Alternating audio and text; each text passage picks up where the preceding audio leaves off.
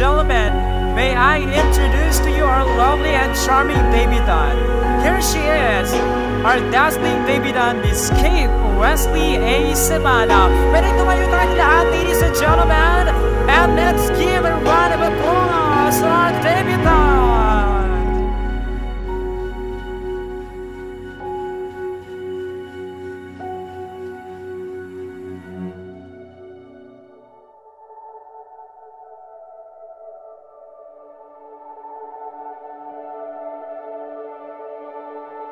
Agyan yaman nagti aduunay kanyayo ta napangkait to'y birthday na.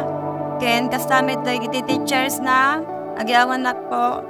Ken kastamit to'y parents ko, kadayin ko, antik sa kada uncle ko. Kaya niyo po yan. Happy birthday, heart!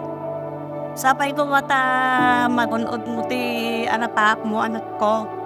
Nasingpit kanyak. Di na pa'y pinagsawan, Team Takis. Love you, I love you, hearts. What's your Roy? Ipaplow po natin sa kanya yung candle. Yan, yeah. Grabe. Ang wish ko lang sa'yo, makapag-aral ka ng mabuti. Huwag ka muna makipag-boyfriend. Ha? Yun lang ang gusto ko sa'yo para matupad lahat ang mga pangarap mo. Ayun lang naman ang gusto kong hiling sa'yo. Saka, mahalin mo ang iyong mga bagulan. Stay sweet and beautiful.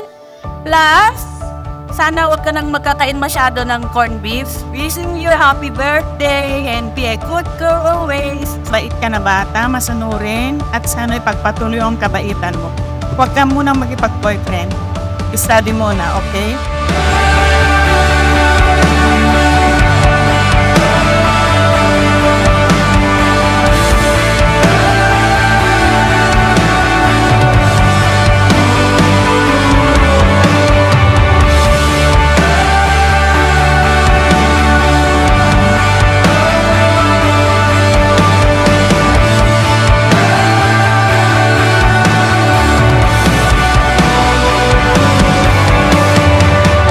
Huwag ka muna magpo-boyfriend, Bea. Yung sinasabi ko sa'yo dati, sana huwag kang pasaway sa magulang mo kung ano yung ayaw nila, dapat sundin mo.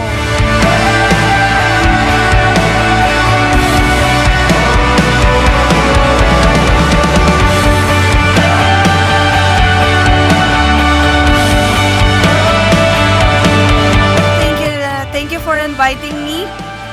And my wish for you is, katulad yun ng mga sinabi nila kanina, pagbutihin yung pag-aaral and of course, know your responsibilities and stay humble. But ako, tapos hindi na ako umattend dun sa consom namin kasi importante sa'yo ito nangako. Itong gift ko is favorite mo kasi yung purple.